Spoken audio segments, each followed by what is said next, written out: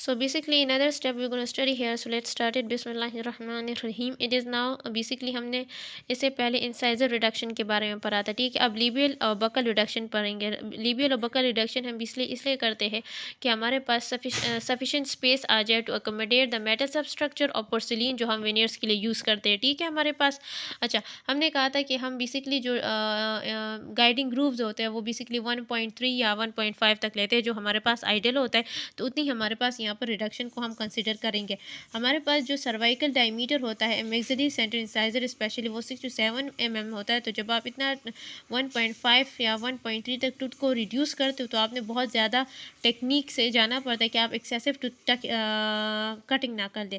फिर हमारे पास क्या होता है, सर्वाइकल एरिया जो स्मॉल टूथ का होता है उसमें रिडक्शन करना इतना फ्यूजिबल नहीं होता. तो हम क्या करते हैं कि सर्वाइकल शोल्डर मार्जिन पर लेस रिडक्शन कर लेते हैं. फिर हम क्या करते हैं कि हम जो हमने बेसिकली ग्रूव्स बनाए होते हैं डेप्थ या गाइडिंग ग्रूव्स, उसमें से जितना टूथ स्ट्रक्चर उनके दरमियान होता है उसको रिमूव कर लेते हैं और शोल्डर मार्जिन दे देते हैं सर्वाइकल रीजन में. अगर हम चाहते हैं, अगर हमारे पास जो मेटल कॉलर है वो बहुत नैरो है तो हम सब जिंजिबली चले जाते हैं, ठीक है. वो सब जिंजिबली हम फैब्रिकेट करते हैं. अगर हमारे पास सल्कस डेप्थ सफिशेंट है तो शोल्डर मार्जिन को हम 0.5 mm एपिकली डालते हैं to the crust of them, ठीक है. यहाँ पर जो हम 0.5 mm ऊपर जाते हैं जिंजवा से ऊपर, ठीक है. जब फिनिशिंग करेंगे ना तो ये हम और भी नीचे चले जाते हैं, ठीक है. तो significant amount of tooth structure फिर रिमूव हो जाता है. इस दौरान अपने ख्याल रखना पड़ता है वाटर स्प्रे का. वाटर स्प्रे बहुत इंपॉर्टेंट होती है क्योंकि बहुत ज़्यादा इरीगेशन करना होता है, क्योंकि जब हम टूथ स्ट्रक्चर को रिमूव कर लेते हैं तो उसमें हीट प्रोडक्शन होती है और उस हीट प्रोडक्शन की वजह से कहीं हमारे पास पल्प डैमेज ना हो जाए या पल्प की निक्रोसिस ना हो जाए. तो हमने अबंडेंट इरिगेशन देनी होती है उस दौरान जब हम टूथ को प्रिपेयर कर रहे होते हैं. हमारे पास जो आइडियल विड्थ होती है ना शोल्डर मार्जिन की वो 1 mm होती है, ठीक है. ये बहुत ज़रूरी है, इसको मेंटेन करना है. हमारे पास नेक्स्ट जो बहुत इंपॉर्टेंट पॉइंट होता है कि हम शोल्डर मार्जिन को बेसिकली प्रॉक्सिमल एम्ब्रेजर्स तक ले जाते हैं जब हम इंसाइजर व्यू करते हैं, ठीक है.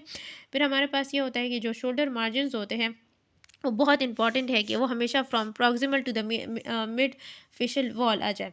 ये हमेशा आपने ख्याल रखना है, इसके उल्टा नहीं जाना, इसी के मुताबिक जाना है. क्योंकि हम जब इनिशियली हम शोल्डर मार्जिन देते हैं ये ना हो जाए कि हम एपिथेलियम अटैचमेंट या एपिथेलियम के करीब ना चले जाएं, ठीक है. एपिथेलियम अटैचमेंट के ज़्यादा करीब ना चले जाए, मतलब वहाँ पर हमारे पास जंक्शन एपिथेलियम वो तो बहुत नीचे होता है, लेकिन जो हमारे पास एपिथेलियम है हम उसको डैमेज ना कर लें, ठीक है. तो हम क्या चाहते हैं, फ्रॉम प्रॉक्सिमल टू फेशियल जाते हैं, ठीक है. डायरेक्ट फेशियल एरिया पे हम वो नहीं करते, ये हमेशा याद रखना. अगर हम इसके बिल्कुल उल्टा चले गए तो हम क्या कर सकते हैं, एपिथेलियम को अप्रोच कर सकते हैं, डैमेज कर सकते हैं. जो मार्जिन्स की पोजीशन होती है ना to the crust of free ginger margins और उनकी लोकेशन और कौन सा आपने मतलब जिंजिबल मार्जिन देना होता है वो डिपेंड करता है कौन सी रेस्टोरेशन दे रही है, पेशेंट के क्या एक्सपेक्टेशंस है और आप क्या प्रेफर करते हो. तो वो बहुत ज़्यादा इंपॉर्टेंट होता है, ठीक है. अच्छा, जो सबसे बेस्ट चीज़ होती है ना, अब हम मार्जिन्स को डिस्कस करते हैं.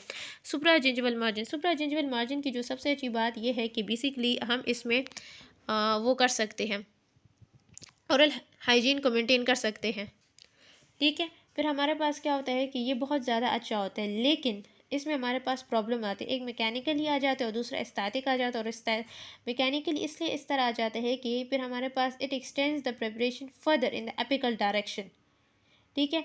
हम मैकेनिकली हमारे लिए इसलिए नेसेसरी होती है प्रिपरेशन एपिकली जाना है कि हमारे पास एडुकेट वर्टिकल वॉल हाइट आ जाए, जो हमारे लिए बहुत इंपॉर्टेंट होता है. और सेकंड एस्थेटिक कंसिडरेशन, ठीक है.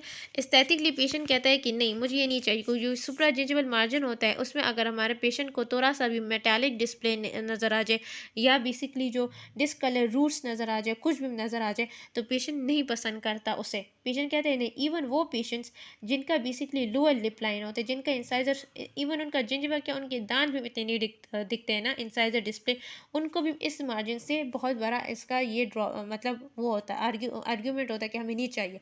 तो इसका ये बहुत बड़ा एस्थेटिक मतलब बहुत ज़्यादा एस्थेटिक ड्रॉबैक है, लिमिट कर लेते हैं सुपर जिंजर मार्जिन को. फिर हम पोस्टीरियर में दे सकते हैं अगर पेशेंट का कंसर्न एस्थेटिकली तब भी ना हो तब, ठीक है. फिर हम क्या करते हैं कि हमारे पास ठीक है, फिर हमारे पास मार्जिन शुड बी तो आप पेशेंट से पूछ कर सब कुछ उसको समझा कर के ये ट्रीटमेंट प्लानिंग सब कुछ उसके मुताबिक आपने करना है। फिर हमारे पास क्या आ जाता है कि सब जिंजिवल मार्जिन होती है, तो हमने सब जिंजिवल मार्जिन में बड़ा ख्याल करना होता है कि ये ना हो कि हम टूथ स्ट्रक्चर को, मतलब हम सॉफ्ट टिश्यू को डैमेज ना कर ले, जिंजिवल रिसेशन ना हो जाए, या कोई बेसिकली टूथ या रिस्टोरेशन की इंटरफेरेंस एक्सपोज ना हो जाए, बहुत ख्याल करना होता है। अच्छा, ये हम इस तरह बेसिकली कर सकते हैं कि हम जिंजिवल डिस्प्लेसमेंट कॉर्ड लगा दें। फिनिशिंग से पहले हम वहाँ पर वो कॉर्ड लगा दें।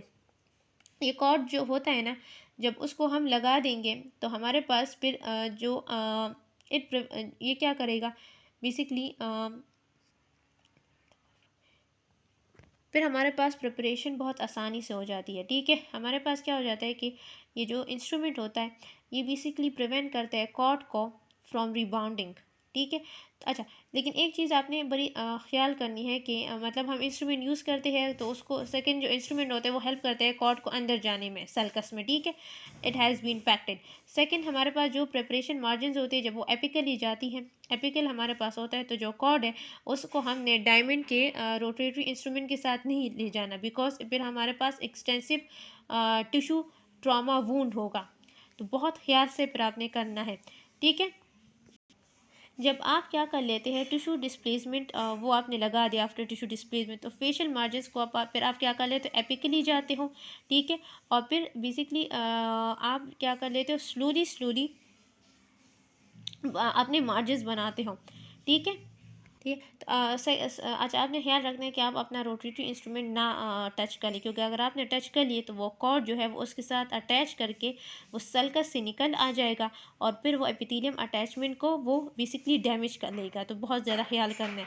ठीक है, जब आप एपिकल एक्सटेंशन करते हो शोल्डर मार्जिन की ऑन द डिस्टल एस्पेक्ट, तो बहुत ख्याल करना पड़ता है। ठीक है, फिर आपने क्या करना होता है कि जब आप पूरा फेशियल शोल्डर मार्जिन देते फेशियली, तो वो आपने सब जिंजिवली देते हो आफ्टर द टिश्यू रिबाउंड्स। ठीक है, बहुत ख्याल करना पड़ता है। ठीक है।